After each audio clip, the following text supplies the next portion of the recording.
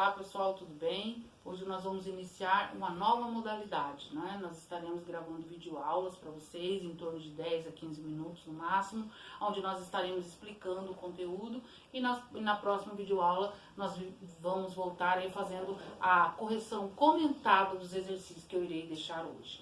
Então, pessoal, não deixe de colocar a apostila em dia, não deixe de estar revisando, não deixe de estar tendo foco e tendo um cronograma para vocês estarem estudando para não acumular muita matéria. Hoje nós vamos iniciar o módulo 4, que ele vai falar aí sobre as paisagens do continente europeu. A gente vai falar do clima, vai falar dos tipos de paisagem e como eles influenciam aí um ou outro. As paisagens naturais da Europa.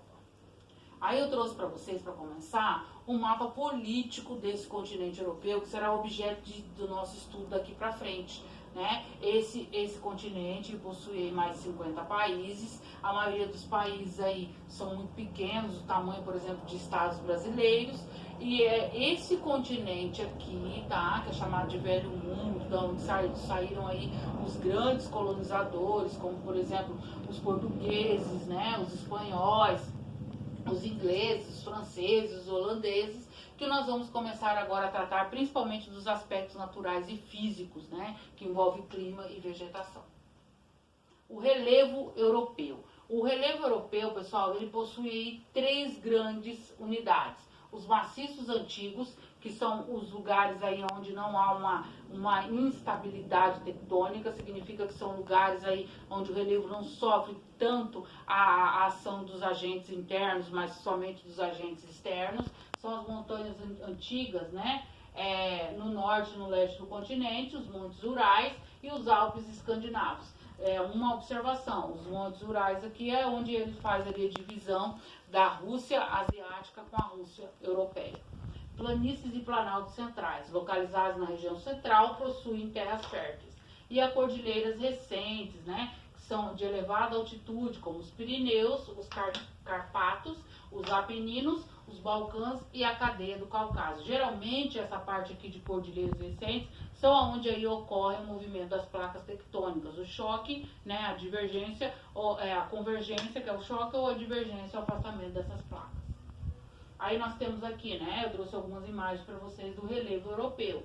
Nós temos aqui os Alpes escandinavos, que pega ali a Noruega e a Suécia. A planície central fica principalmente na França, nos Países Bascos, tá? Nós temos aqui os Alpes suíços, Apeninos na Itália, o Cáucaso ali que pega a Geórgia e o Azerbaijão, os Montes Urais na Rússia, foi o que eu falei para vocês, tá? É o que divide aí a Rússia asiática da Rússia europeia, e a plantação de tulipa nos Países Baixos, ou a chamada Holanda.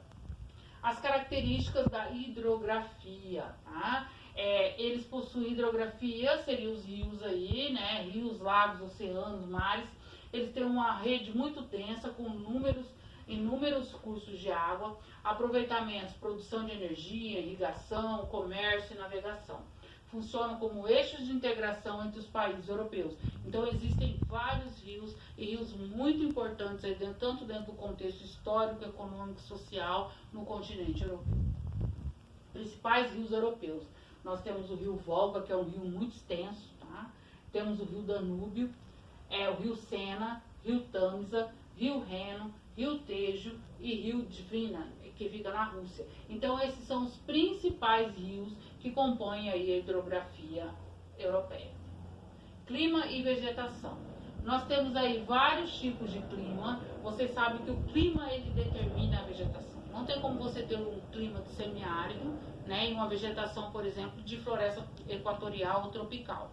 O clima ele acaba determinando o tipo de formação vegetal que nós iremos encontrar. No norte, nós temos o frio e polar, que é lá perto do Círculo Polar Ártico, né? Aí nós temos a floresta boreal e a tundra. Nós já vimos no módulo 3 como são esse tipo de vegetação. No centro do país, nós temos aí a ocorrência, né, do temperado oceânico e continental. O temperado oceânico é aquele que tem menor amplitude térmica perto do mar, e o temperado continental a maior amplitude térmica. A amplitude térmica é a diferença de temperatura durante o dia. E nós temos o semiárido. O temperado oceânico e continental, nós encontramos a floresta temperada. No semiárido, nós encontramos as pradarias. No sul, ali perto da Itália, né? Nós temos o clima mediterrâneo, que é a vegetação mediterrânea, formada por maguis e garrigues, que nós vimos também no módulo 3. E nós temos aí o frio de montanha, que seria uma vegetação de altitude. Geralmente se desenvolve muito a tundra nessa vegetação de altitude, tá? Então nós temos 3 tipos principais de clima. Tá? 3 tipos de regiões aí, onde cada região apresenta os seus climas definidos. Nós temos aqui o mapa desse clima europeu. Nós temos aqui, ó, a gente consegue observar pela legenda, né? Essa parte aqui é o temperado oceânico. Nós temos o temperado continental, o mediterrâneo, como eu disse para vocês, principalmente na Itália. O frio polar, aqui no norte, perto do círculo polar ártico. E aqui altas montanhas, que a gente verifica que existem em pequenas partes aí. E o subtropical, tá? Que seriam ali nas Ilhas Canárias, que é um clima aí com as estações do ano mais definidas, não tem um verão nem muito forte, nem um inverno também muito rigoroso. Mapa da vegetação europeia, tá? Nós vimos aqui, ó, que existe a floresta temperada, taiga, estepes, tundra, floresta boreal, tá? Isso aqui, pessoal, tem a ver com o clima. Se vocês analisarem o mapa do clima anterior, nós veremos o quê? Que aquela tabelinha que eu trouxe para vocês, ela bate certinho. Conforme o tipo de clima, aqui a gente tem os temperados, né? Os temperados oceânicos e continentais. Nós temos aqui a floresta temperada. Aqui, pessoal, tem os climas mediterrâneos, ele traz pra gente as florestas mediterrâneas, que seriam de maguis e garrigues. Então, a vegetação é determinada pelo tipo de clima.